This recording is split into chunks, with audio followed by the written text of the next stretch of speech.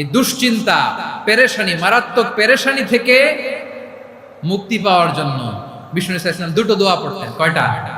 অনেকগুলো পড়তেন। স্পেশাল দুটো দোয়া আজকে আপনাদের শিখায়া যাব, শুনবেন।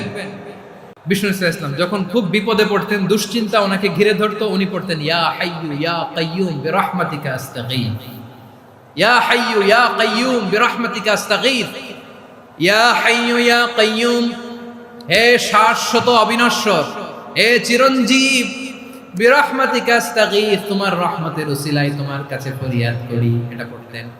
আবার আরেক বর্ণনায় এসেছে ইয়া হাইয়ু ইয়া কাইয়ুম বিরহমাতিকা আস্তাগীথ আসলিহ লি শা'নি কুল্লাহু ওয়ালা তাকিলনি ইলা নাফসি তারফাতা আইন। আসলিহ লি শা'নি কুল্লাহ, আল্লাহ আমার সবকিছু আপনি সেটেল করে দেন। আমাদের সব ঝামেলা সেটেল করে দিতে পারে কে? আমরা তো সেটেলমেন্টের জন্য এসপি সাহেবের কাছে যাই, ডিসি সাহেবের কাছে যাই, অমুক ভাইয়ের কাছে যাই, তমুক ভাইয়ের কাছে যাই। এই দোয়া পড়লে আরশের উপর থেকে আপনার ম্যাটার সেটেল করে দিবে কে? তাহলে পড়বেন ইয়া হাইয়ু, হে চিরঞ্জীব। হাইয়ু মানে চিরঞ্জীব, যিনি চিরকাল বেঁচে থাকবেন, মরবেন না। আল্লাহ মরবেন? তার কোনো লয় আছে?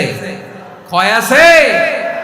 সূরা রহমানে আল্লাহ বললেন কুল্লু মান আলাইহা ফানি ওয়া ইয়াবকা ওয়াজহু রাব্বিকা যুল জালালি ওয়াল ইকরাম ফাবিআইয়ি আলাই রাব্বিকুমা তুকাল্লিবান। জমিনে যা আছে সব ফান, ভ্যানিশ হয়ে যাবে, নিশ্চিহ্ন হয়ে যাবে, শেষ হয়ে যাবে, সব বিলুপ্ত হয়ে যাবে, একজন ছাড়া। জোরে বলেন তিনি কে?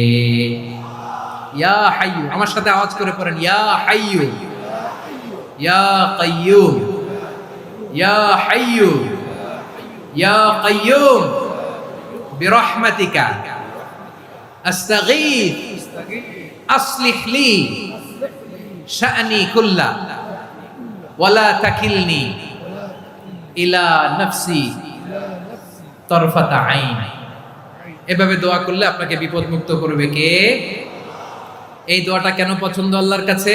কারণ এখানে আল্লাহর দুইটা সুন্দর নাম আছে, গুণবাচক নাম, আল হাই, আল কাইয়ুম। এই দুটো নাম আছে এখানে। আবার এই দুইটা আয়াতুল কুরসির অংশ। আয়াতুল কুরসির শুরুতে এটা আছে না নাই? হ্যাঁ, আছে না নাই? 3 নাম্বার কারণ এটা ইসমে আজম। কোন দোয়াটা ইসমে আজম? যে দোয়া ওসিলায় দোয়া করলে আল্লাহ দোয়া ফেরায় না। অনেকগুলো মত আছে, সবচেয়ে ভ্যালিড মত হচ্ছে এটা, ইয়া হাইয়ু ইয়া কাইয়ুম। এর ওসিলা দিয়ে দোয়া করলে দোয়া কবুল করে কে? 2 নম্বরে বিশ্বনবী মারাত্মক বিপদে পড়লে আরেকটা দোয়া পড়তেন, আল্লাহুম্মা ইন্নী আবদুক। আগে দোয়াটা পড়ি, শুনেন।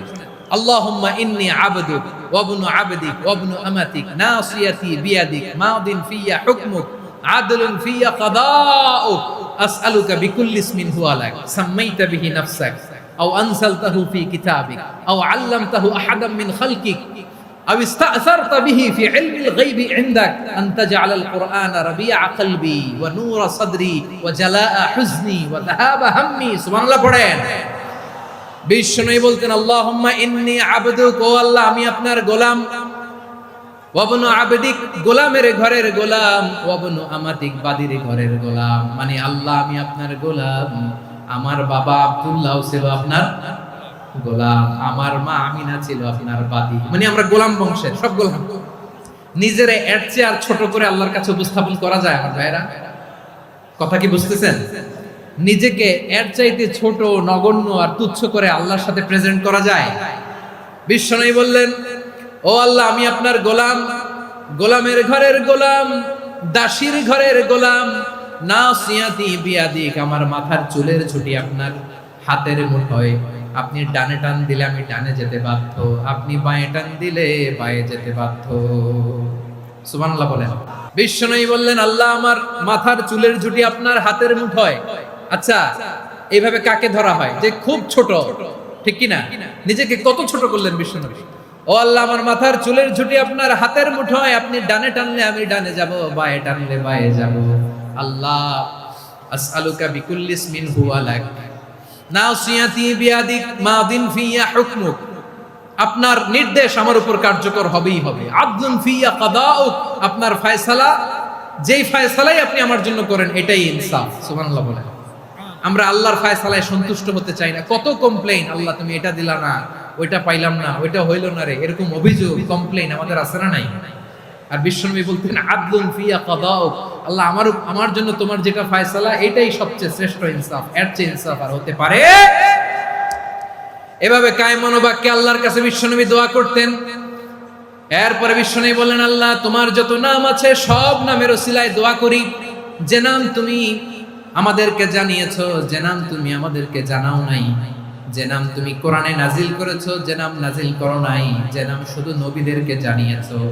আর আল্লাহর এমন কিছু চমৎকার চমৎকার সুন্দর সুন্দর নাম আছে, এই নামগুলো রব্বুল আলামিন কাউকে জানাবে না। সুবহানাল্লাহ বলেন।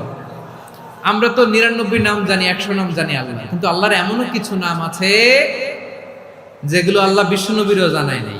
এগুলো আল্লাহ ইলমুল গায়বে রেখে দিয়েছেন। দোয়ার সময় বলবেন, আল্লাহ তোমার যেই নামগুলো জানি, যেগুলো জানি না, যেগুলো কোরআনে আছে, যেগুলো নাই, যেগুলো নবীরে খাস ভাবে জানাইছো ওগুলোর উসিলায়, যেগুলো কোনোদিন জানাবাও না তোমার ওই নামের উসিলাও তোমার কাছে চাই। আল্লাহ কোরআনকে আমার হৃদয়ের বসন্ত বানাও, আমার বক্ষের জ্যোতি বানাও, আমার চিন্তা দুশ্চিন্তা তুমি দূর করে দাও। বিশ্বনবী বললেন, এই কালিমাগুলো, এই বাক্যগুলো পড়ে যদি কেউ আল্লাহর কাছে ফরিয়াদ করে, তার হৃদয় থেকে দুশ্চিন্তা কাটিয়ে দিবে কে? পড়বেন, এই দোয়াগুলো পড়বেন। আচ্ছা, সব শেষে বলি, ঋণের বোঝায় যারা জর্জরিত, বিষ্ণু ইসলাম চমৎকার একটা দোয়া শিখিয়েছেন।